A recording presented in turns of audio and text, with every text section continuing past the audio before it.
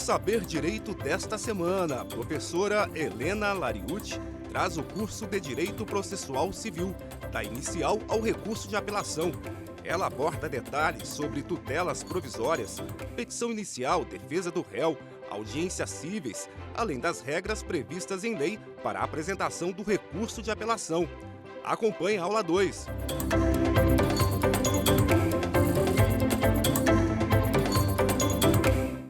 Olá, pessoal! Sejam todos bem-vindos para mais uma aula nossa sobre Direito Processual Civil aqui no Saber Direito. Eu sou a professora Helena Lariucci e estarei com vocês aqui ao longo dessa semana, dentro desse conteúdo maravilhoso que é o Direito Processual Civil. Eu vou me apresentar para vocês. Meu nome, como eu já disse, é Helena. Eu sou advogada há 17 anos, sou mestre em Direito e aconselho todos vocês a serem também, estudem. É muito gostoso estudar sobre Direito. Eu sou professora em cursos de extensão, atualização, preparatório para a OAB e também graduação. E também eu sou especialista em Direito Processual. Caso vocês tenham alguma dúvida sobre a nossa aula, podem me procurar lá no meu Instagram. Anotem aí, @HelenaLariucci, com 2 Cs de casa, igual o cappuccino, tá bom? E antes de iniciar a nossa aula, eu quero trazer para vocês algumas dicas. Sentem-se de forma confortável. Não vão ficar assistindo a nossa aula deitados, porque quando você fica deitado, o sono aparece, não é mesmo? Peguem papel, lápis e caneta e estejam de posse do seu Código de Processo Civil, haja vista que vamos utilizá-lo ao longo da nossa aula, tá bom? Esta aula nós vamos falar sobre a petição inicial. E a petição inicial, eu ouso dizer que é o tema mais importante, é a peça mais importante em uma ação, em um processo, em uma ação civil, já que ela é o ponto de partida, o pontapé inicial.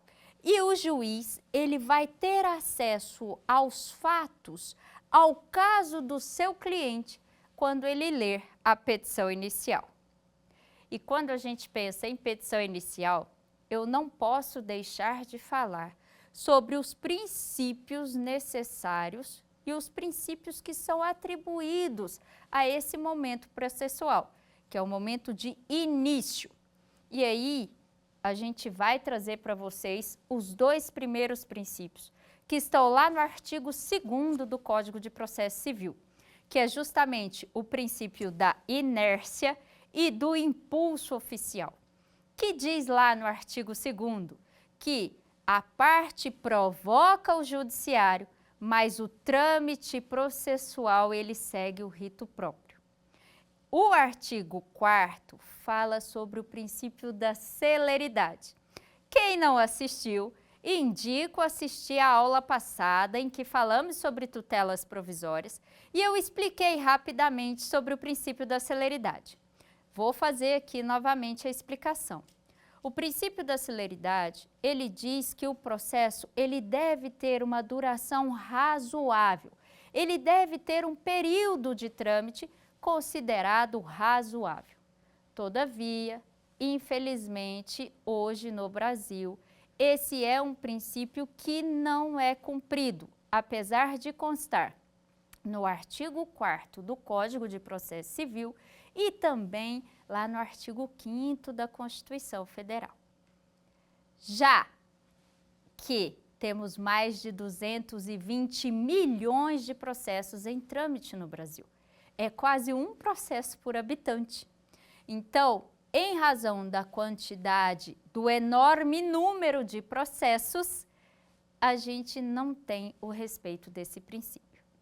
É óbvio que muito se trabalha em alternativas para que se consiga que esse princípio seja cumprido, até porque, sem o cumprimento do princípio da celeridade, quando se tem uma morosidade traduzindo, uma demora excessiva no trâmite, a gente fere um princípio constitucional que também é um direito humano de acesso à justiça. Gente, spoiler, teremos uma aula sobre audiências. Spoiler, hein? Não percam! E as audiências, seja de conciliação ou de mediação, e a própria audiência de arbitragem, a própria legislação da arbitragem, elas são os meios adequados de solução de conflito que se apresentam hoje como uma possível alternativa para se alcançar aí a celeridade processual. E o próprio Código de Processo Civil, ao longo dos seus artigos, podendo citar o artigo 3º, inciso 2 e 3, ele fala sobre a tentativa dessa conciliação e da mediação. Mas isso é matéria para uma próxima aula, tá bom? Dando sequência aqui, nós temos que falar sobre o princípio da boa-fé, que está descrito lá no artigo 5º. E a gente sabe que boa-fé é aquilo que a vovó nos mandava fazer, não é não?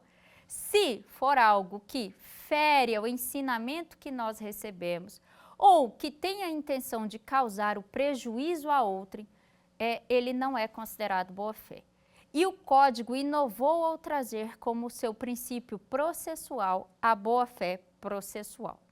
E trazemos, por último, o princípio da não surpresa, que está descrito lá no artigo 10º, em que diz que o juiz ou o relator, o decisor, não vai tomar nenhuma decisão, não vai proferir nenhuma decisão no processo sem antes ouvir as partes sobre aquele determinado assunto.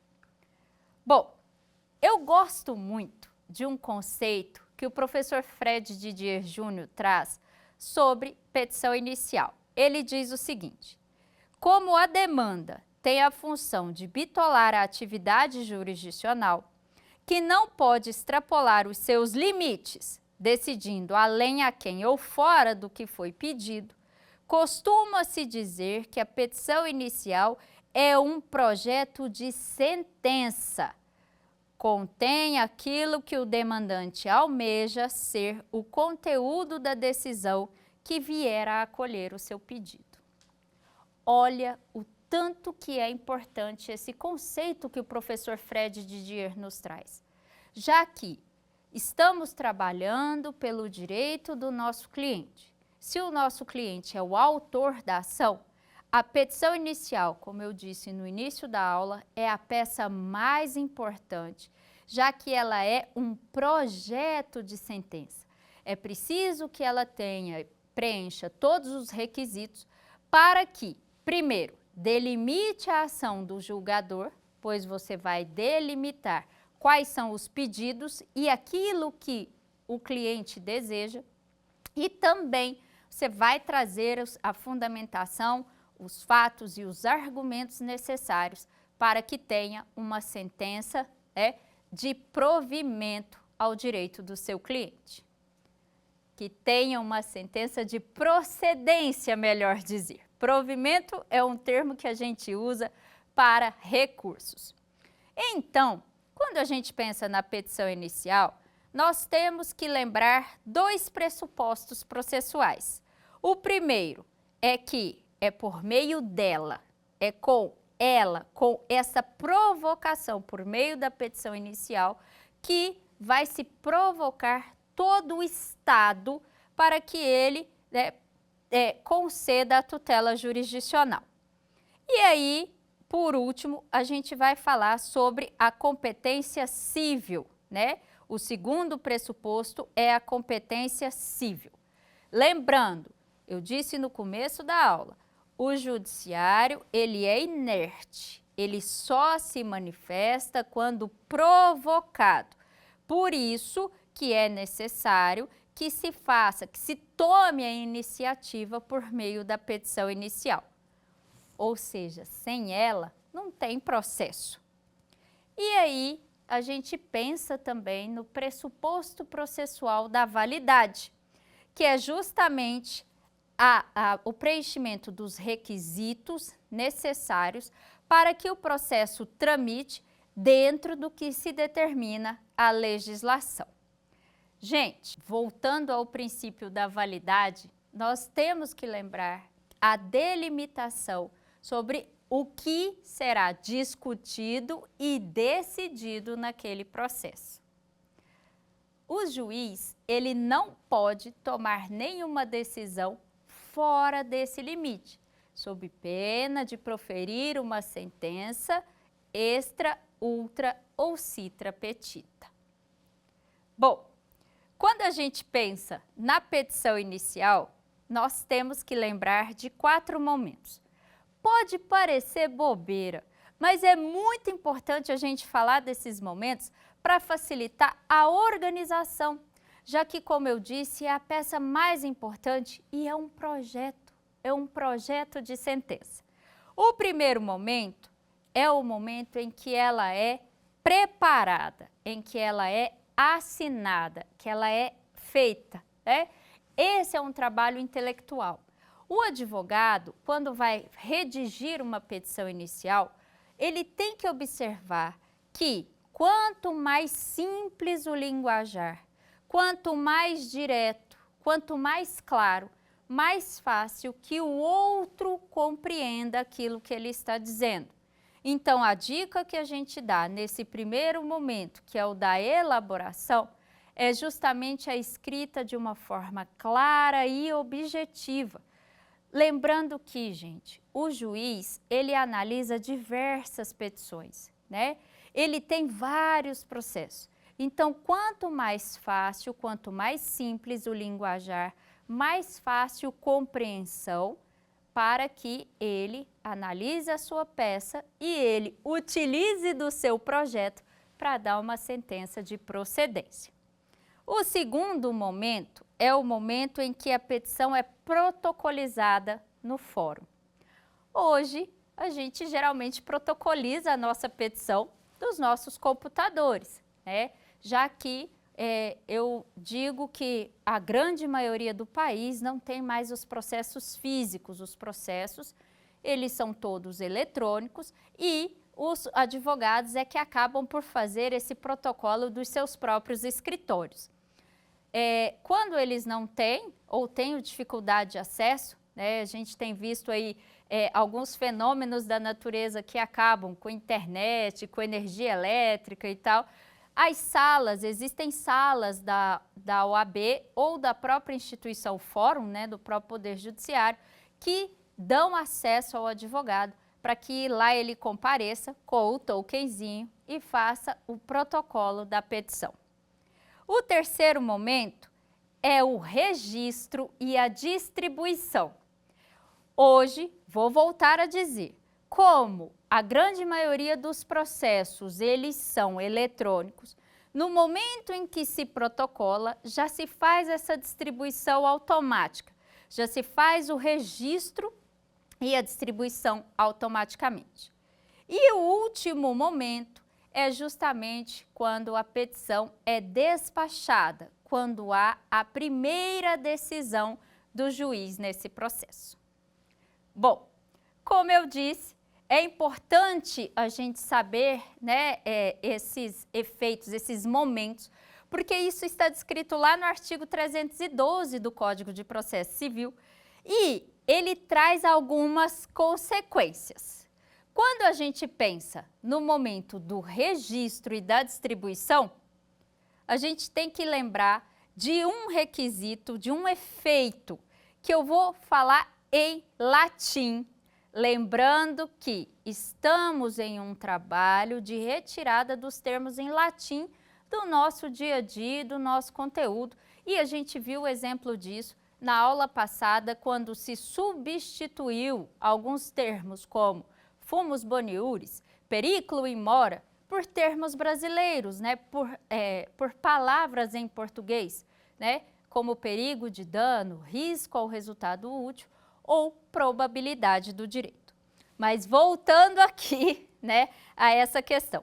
O primeiro efeito chama perpetuatio jurisdictionis, traduzindo a perpetuação da jurisdição. E ele fala sobre a determinação da competência no momento em que a ação é proposta. E isso é extremamente importante porque está lá no artigo 263, quando ele diz que é no momento da propositura da ação que devem ser verificadas todas as circunstâncias que determinam a fixação de competência. Porque, em regra, só vai haver a alteração dessa competência se efetivamente não forem cumpridos os requisitos legais. Mas a gente tem como segundo efeito a prevenção, que está escrita lá no artigo 59, que diz que prevenção consiste na fixação de competência de um juízo em face do outro, quando existe conflito de competência. E aí é uma forma de preferência conferida a um desses juízos. Eu vou fazer aqui um parêntese, porque esse é um assunto bem importante, já que eu dividi, quando se fala em petição inicial, em 4 efeitos. Quando a gente fala sobre prevenção, a gente está falando sobre 2 juízes que são relativamente capazes.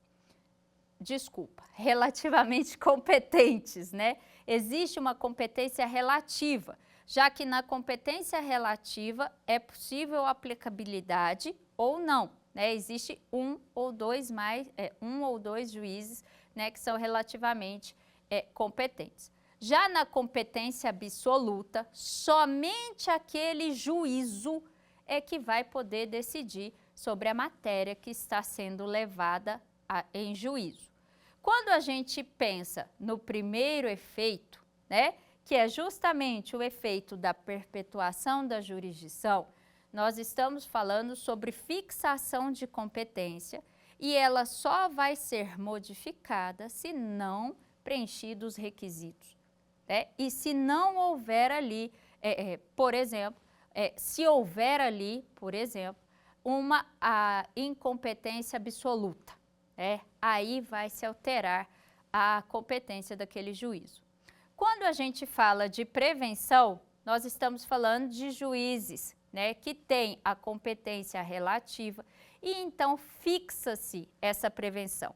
E qualquer outra discussão que envolvam as mesmas partes e provavelmente o mesmo, né, a mesma causa de pedir, aquele juiz ele já vai estar prevento e tudo será distribuído para esse juízo e a depender da situação, se houver uma conexão, os autos serão anexados para que a decisão seja feita em conjunto. E por último, né, no quarto momento, quando eu falo, né, que lembrem-se, vocês estão anotando aí a minha fala. No quarto momento, quando eu falo sobre a citação, né, o recebimento da petição e a determinação de citação do réu, a gente tem que lembrar da prescrição. Por quê? Porque quando se protocola a petição inicial e o juiz recebe essa petição inicial e ele coloca aquele cite-se o réu ou citem-se os réus, a depender da quantidade de réus, ele vai ali haver uma interrupção da prescrição. E quando o réu for citado, essa interrupção ela vai retroagir à data do protocolo da ação, da propositura da demanda.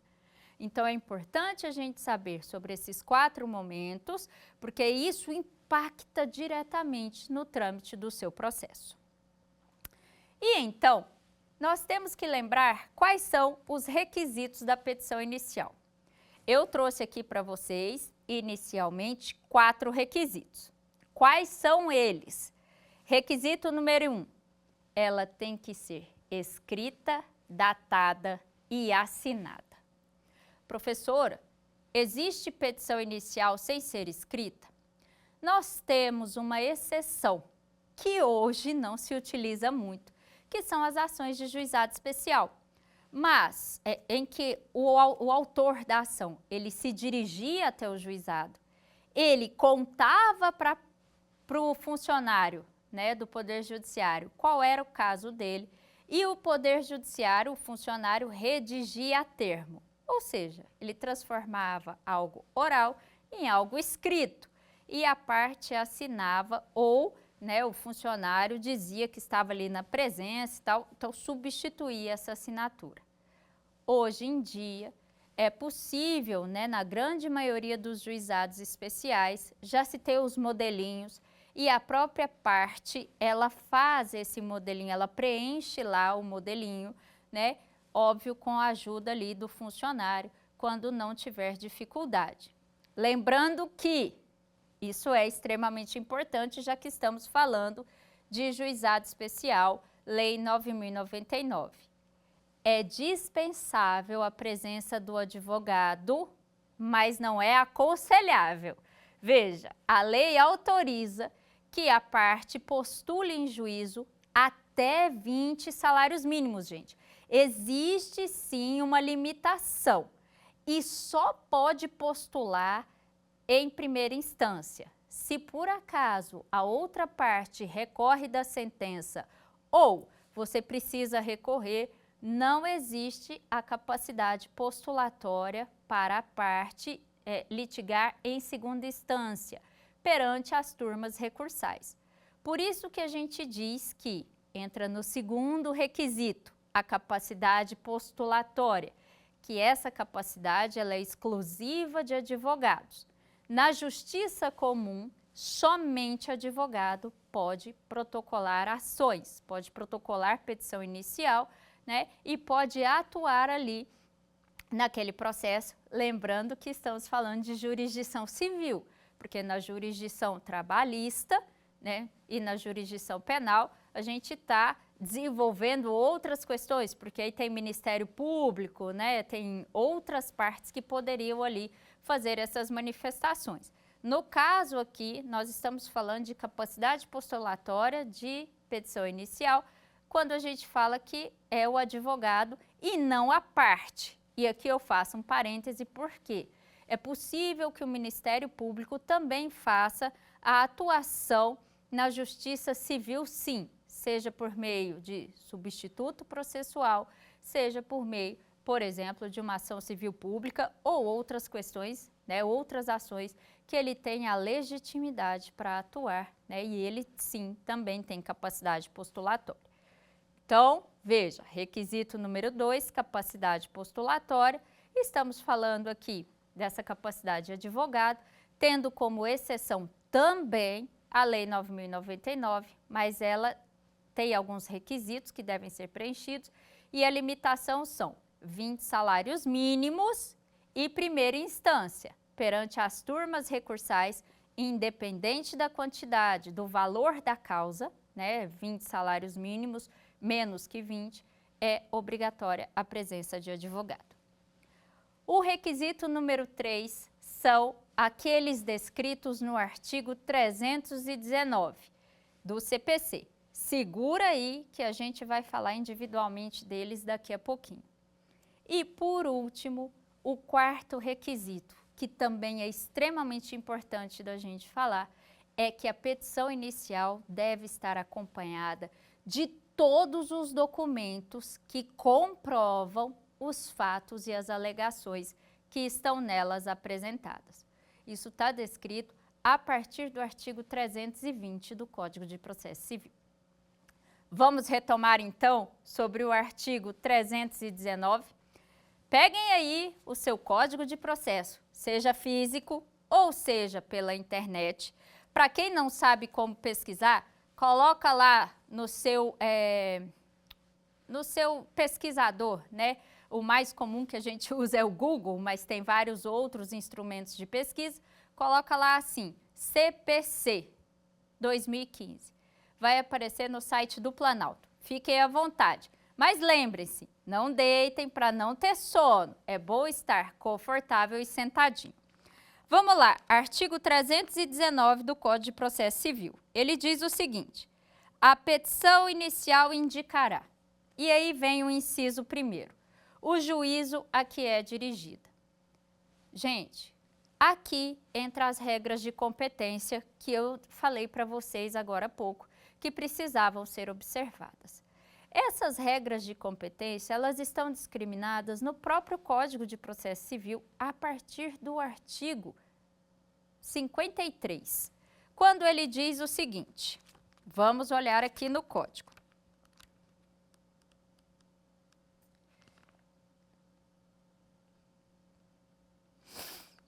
É competente o foro, e ele vai discriminando várias ações quando fala sobre a questão de competência.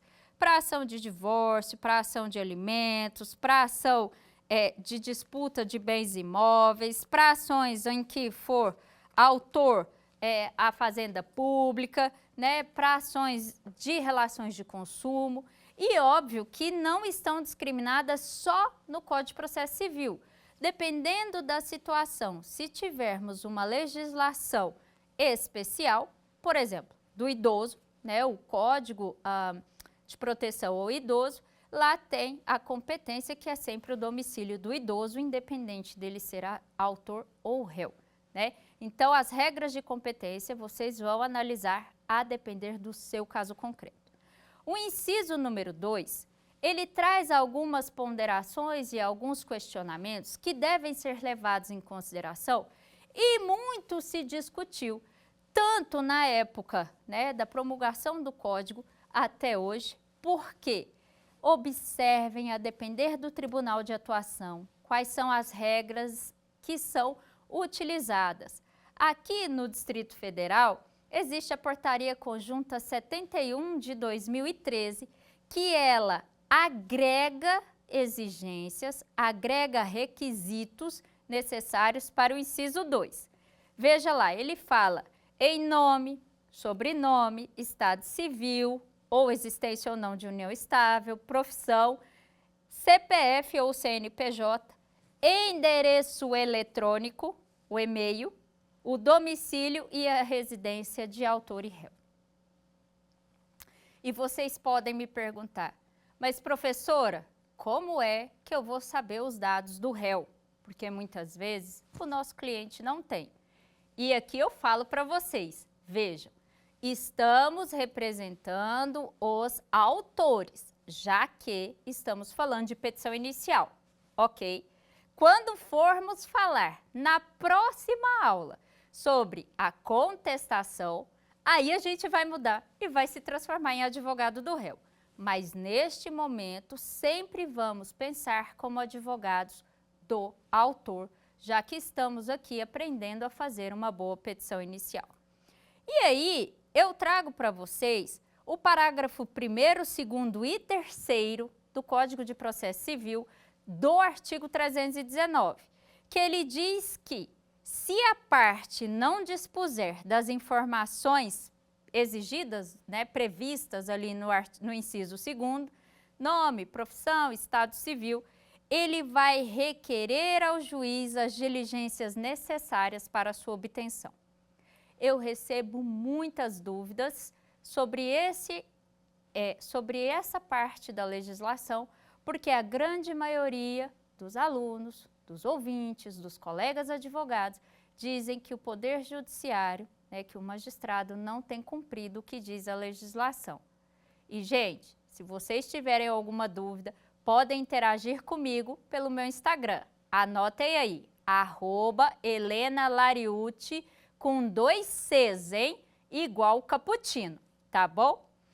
O parágrafo 2º, ele fala que a petição inicial não pode ser indeferida se, na falta dessas informações, for possível a citação do réu.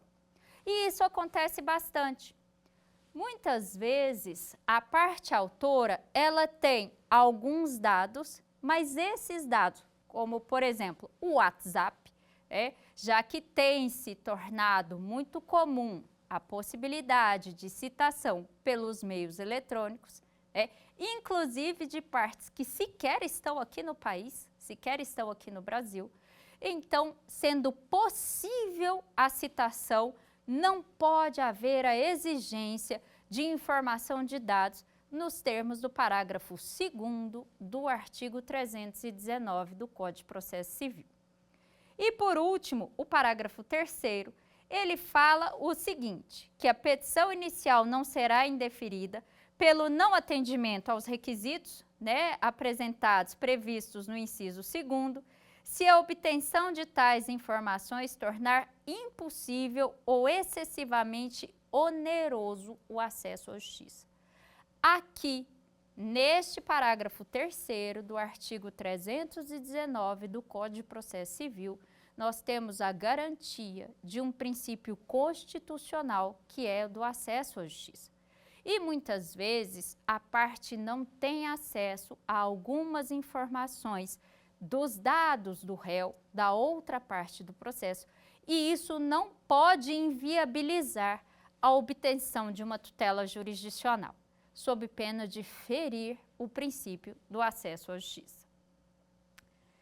E aqui, voltando, a gente estava no inciso 2º, fomos para o parágrafo 1º, 2º e 3º, já que a gente estava falando de dados pessoais da parte, E o parágrafo 1º geralmente é o que mais causa, nos colegas advogados, é o que mais causa dificuldade no cumprimento, já que a grande maioria dos magistrados opta por não utilizar-se, dando inclusive algumas vezes decisões que dizem que a parte tem que buscar pelos próprios meios alcançar esses dados, mas se houver a comprovação, a lei autoriza sim a busca. E é muito fácil, por meio de sistemas, como por exemplo o Sisbajude, e outros sistemas, se localizar endereço, se localizar outras informações, respeitando a Lei Geral de Proteção de Dados, que está em vigor, e temos o juízo 100% digital, que é uma inovação nos processos de direito, os processos em trâmite pelo Brasil, nos quais todas as informações, todas as intimações se dão por meio digital. Por isso que é preciso, quando se opta pelo juízo 100% digital, é preciso conceder o acesso e as informações aos dados pessoais, para respeitar ali o que diz a LGPD. Gente, o inciso 3º fala sobre o fato e os fundamentos jurídicos do pedido.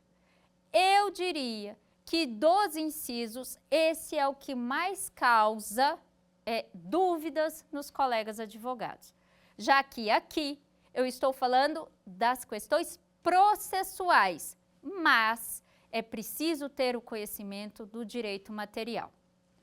Se o caso do seu cliente for um caso de direito de família, você vai precisar analisar a lei especial, a depender da situação, por exemplo, de alimentos, ou o Código Civil, quando fala das questões de divórcio, das questões de partilha de bens, Então, é especificamente uma questão de direito material para algumas questões. Eu não vou entrar nessas questões de direito material, senão teríamos aqui pelo menos um mês de aula. E a gente não tem tempo para isso. O nosso foco é justamente o direito processual. Então, é importante a gente relembrar, conforme diz o professor Fred Didier, que o CPC adotou a chamada teoria da substanciação da causa de pedir, que impõe ao autor, ao demandante, o ônus de indicar na petição inicial qual o fato jurídico e qual a relação jurídica dele decorrente que dão suporte ao seu pedido. Não basta indicar uma relação jurídica, o efeito do fato jurídico, sem que indique qual o fato jurídico que lhe deu causa. O que significa isso? É preciso que o advogado, falando pelo cliente, demonstre quais são os fatos, qual é o fato jurídico e qual é a fundamentação para que ele consiga atingir o objetivo, sob pena de ter a sua petição inicial indeferida, se não cumprir esses requisitos. Vamos aqui para os demais incisos do artigo 319. peguem o seu código ou anotem ou acompanhem pelo computador, pelo celular, né? Muito se usa o celular e fica, né, para cima, para baixo e tal, para ver quando a gente cita os artigos, mas acompanhe aqui, a partir do inciso 4. O inciso 4, ele fala sobre a necessidade de ter na petição inicial o pedido e as suas especificações. E aqui é extremamente necessário a gente fazer a pontuação, que é onde se delimita. Eu disse isso no começo da aula. Aqui, quando se pede, vai se haver a delimitação da possibilidade, né, da ação do poder estatal por meio da tutela jurisdicional, por meio do Estado juiz, vai se delimitar esse poder para que se decida apenas o que está sendo pedido e, consequentemente, não tenhamos uma decisão nula, seja citra, ultra ou extra petita. Já o inciso 5, ele fala sobre a necessidade de indicação do valor da causa. E aqui é preciso que vocês observem o que diz o artigo 292 do Código de Processo Civil, quando ele fala sobre como que se atribui esse valor da causa. E o valor da causa, ele impacta em muitas questões. As principais é sobre o valor da causa, que se faz o cálculo das custas judiciais para aqueles que não têm a gratuidade de justiça, e ele pode impactar na condenação dos honorários de sucumbência. E toda vez que a gente fala em honorários de sucumbência, todo mundo gosta. Afinal de contas, é uma forma de remuneração pelo trabalho do advogado. O inciso 6, ele fala sobre a necessidade de informação das provas que pretende produzir com a finalidade de demonstrar a verdade dos fatos alegados. E aqui é extremamente importante a gente lembrar que na petição inicial você já indica as provas. No curso do processo, o juiz geralmente dá uma decisão de saneamento onde ele diz, ele pergunta, indiquem às partes as provas que pretendem produzir. Mas já na inicial é necessário, nos termos do artigo 319, inciso 6, a indicação das provas que serão produzidas, que se pretende produzir, aquelas que já não estão de posse do autor, que devem ser obrigatoriamente apresentadas com a petição inicial. E por último, que é uma inovação, que é o inciso 7º, que fala sobre a opção do autor pela realização ou não da audiência de conciliação e mediação. Aqui eu não vou adentrar nesse ponto, porque nós teremos uma aula, fiquem ligados aqui, nós teremos uma aula exclusiva sobre audiências cíveis, tá? Mas agora deve-se constar na sua petição inicial se o seu cliente tem interesse ou não na audiência de mediação, e a audiência vocês podem encontrar lá no artigo 334 do Código de Processo Civil. Mas, lembrem-se, lá no inciso 5, inciso 4 do artigo 319, ele fala sobre a possibilidade, sobre os pedidos, e a causa de pedir. E aqui, gente, no artigo 329, ele diz que é possível haver uma acumulação de pedidos. Já imaginou se você tivesse que entrar com uma petição inicial, com uma nova ação para todos os pedidos? Vamos pensar aqui, uma declaratória acumulada com indenização, acumulada com danos, com lucro cessante, e ter que entrar com 4 ações? Ficaria extremamente dispendioso tanto para o Estado, quanto para você, quanto para o seu cliente. Já que nós não podemos deixar de falar que litígio perante o Poder Judiciário é algo caro. Apesar de muitas vezes se achar que, como está pela justiça gratuita, que os requisitos estão lá no artigo 98 seguintes do Código de Processo Civil, não se está pagando nada, o que não é verdade. Afinal de contas, alguém está pagando por aquele que está litigando pela justiça gratuita, não é mesmo? E tem o tempo, a gente não pode esquecer do tempo, que é extremamente necessário nessas situações.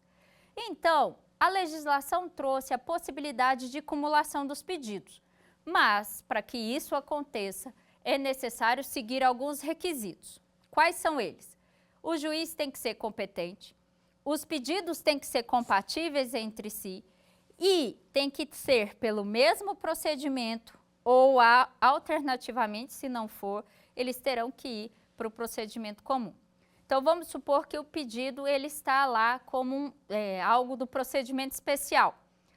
O processo não tramitará pelo procedimento especial e, na acumulação de pedidos, óbvio, um pedido de procedimento especial e um pedido que não está lá, que é um pedido de procedimento comum. O processo irá tramitar pelo procedimento comum. O que significa isso? Vamos pensar o seguinte, vai se discutir uma questão criminal e uma questão civil. Se o juiz não é competente, muitas vezes o juiz ele vai determinar que ali só tramite o pedido que ele é competente e se ajuize outra ação no juízo competente. Mas, via de regra, se houver essa competência, é possível sim a acumulação do pedido. E eu vou fazer aqui, já encaminhando para o final, e teremos ao final um quiz de tudo isso que a gente está trabalhando, outras duas questões sobre pedidos, gente. O artigo 329, ele fala sobre o aditamento da petição inicial e o aditamento dos pedidos. Vamos ler comigo aqui porque é extremamente importante. Ele diz o seguinte, artigo 329. O autor poderá, até a citação, aditar ou alterar o pedido ou a causa de pedir, independentemente do consentimento do réu. Então, até a citação é possível alteração do pedido, independente se o réu consente ou não. Inciso 2. Até o saneamento do processo, aditar ou alterar o pedido ou a causa de pedir, com o consentimento do réu, assegurado o contraditório, mediante a possibilidade de manifestação do réu no prazo de 15 dias, facultado aí um requerimento suplementar. O que significa isso? É possível que se haja, então, alteração do pedido, sem consentimento do réu até a citação, com consentimento do réu até o saneamento do processo. Em nenhum desses casos é necessário o consentimento ou autorização do juiz. E por último, eu gostaria de trazer, por último, quase não sendo o último, eu quero trazer outros dois pontos extremamente importantes, que é a possibilidade de emenda da inicial. O que significa isso? Quando o juiz ele vai analisar a sua petição inicial, ele vai observar se foram preenchidos os requisitos que a gente já trabalhou aqui, do artigo 319 e 320 do Código de Processo Civil, e se for possível, a correção de defeitos e irregularidades que podem dificultar o julgamento do processo, em decisão fundamentada, indicando com precisão o que precisa ser corrigido. Ou seja, o juiz tem que dizer, corrija isso aqui. E muitas vezes eles acabam falando, vem a petição só com esta correção específica. O autor terá então o prazo de 15 dias para cumprir aquela determinação do juiz, sob pena de indeferimento da petição inicial, que é o nosso último assunto da nossa aula de hoje e está descrito lá no artigo 330 do Código de Processo Civil, quando diz o seguinte, a petição inicial será indeferida quando? Inciso 1, for inepta. Inciso 2, a parte for manifestadamente ilegítima. Inciso 3, o autor carecer de interesse processual. E inciso 4, não atendidas as prescrições do artigo 106 e 321, que é justamente a questão da emenda da petição inicial. E óbvio, quando a gente fala de petição inepta, vocês vão lá no parágrafo 1º do artigo 330, verificar quais são as causas de inépcia da petição inicial. E aí, estão gostando da nossa aula? Eu encerro então a nossa aula aqui e vamos partir agora para o nosso quiz. Teremos então 3 perguntas, mas antes vamos fazer aqui uma pontuação, gente. Petição inicial é um projeto de sentença. Então, é necessário que vocês observem os requisitos, que vocês cumpram esses requisitos para evitar que a sua petição seja considerada inepta e uma extinção do processo que vai acabar ferindo o direito do seu cliente. E mais, se vocês tiveram dúvidas, vocês podem me procurar lá no Instagram, @HelenaLariucci, com 2 Cs, que eu respondo as perguntas de vocês, tá bom? Então vamos ao quiz?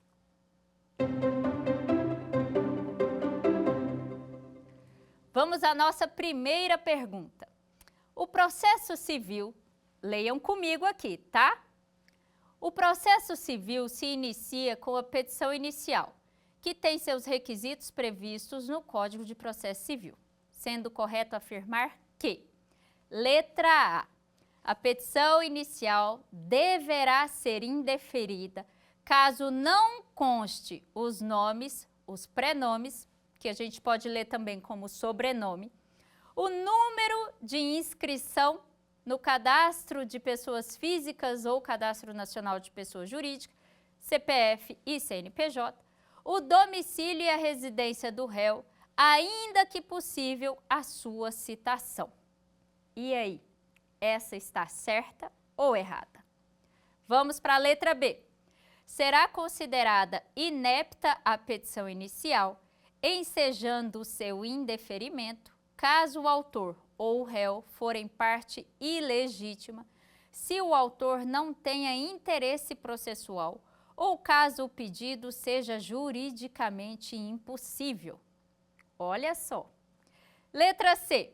Verificado o defeito na petição inicial capaz de dificultar o julgamento de mérito, o juiz determinará que o autor a emende, indicando com precisão o que deve ser corrigido. Letra D. Caso o autor manifeste na petição inicial o seu interesse pela realização de audiência no procedimento comum e deixe de comparecer, o juiz deverá extinguir o processo sem resolução de mérito, condenando o autor no pagamento de custas e honorários advocatícios. E aí, pessoal? 5 minutinhos. Opa! 5 segundinhos para vocês decidirem qual é a questão certa. E vamos lá. Acertou quem escolheu a letra C.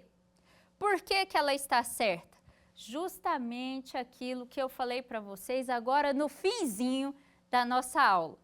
É preciso que o juiz indique o que ele quer que seja corrigido na petição inicial. É preciso que ele indique o que ele quer que seja emendado, sob pena de atrapalhar ali o julgamento de mérito. E a letra A está errada por quê? Porque ele diz que ela deverá ser indeferida caso não conste. Lembra, né, os nomes, os sobrenomes, os nomes, e aqui eu vou fazer um parêntese que eu esqueci de falar, mas é importante eu falar. Nome e prenome. Nós temos aqui no Brasil a gente pensa em nome e sobrenome, né? Mas o verdadeiro nome é o nosso sobrenome. Então, a Helena hoje, né, Helena é o meu pré-nome e não o meu sobrenome, ok? Essa é uma dica bem importante. Vamos passar então para a próxima pergunta? Pergunta de número 2. Proposta a ação. O pedido formulado pelo autor somente poderá ser alterado. Letra A. Até a citação, necessariamente com a concordância do réu. Letra B. Até a citação, independentemente da concordância do réu. Letra C. Após a contestação, necessariamente com a concordância do réu e do juiz. E letra D, até a contestação e após a citação, independentemente da concordância do réu. E aí, pessoal, qual dessas aqui é a alternativa correta? Vamos lá, 2 segundinhos. Acertou quem escolheu a letra B. Eu disse isso para vocês na nossa aula. é possível o aditamento, a alteração do pedido até a citação sem anuência do réu e até o saneamento, após a citação e até o saneamento do processo com a concordância do réu, desde que preservado o direito de ampla defesa, ou seja, a possibilidade dele se defender daquele pedido. Vamos então para a pergunta de número 3.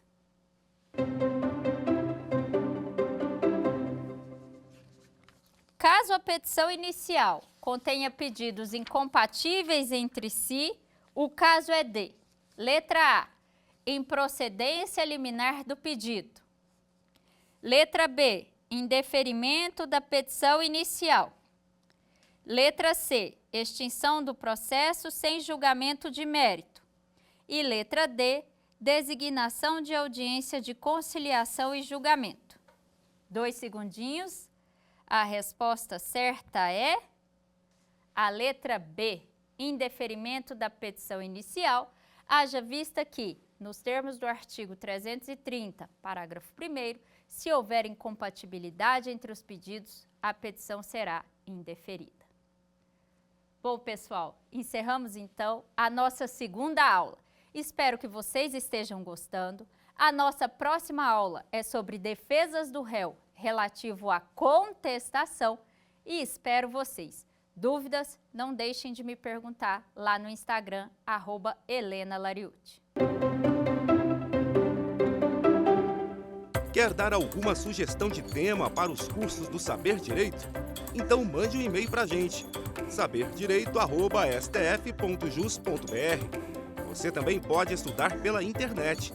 Acesse nosso site radioetvjustiça.jus.br ou pode rever as aulas no canal do YouTube, @Rádio e TV Justiça.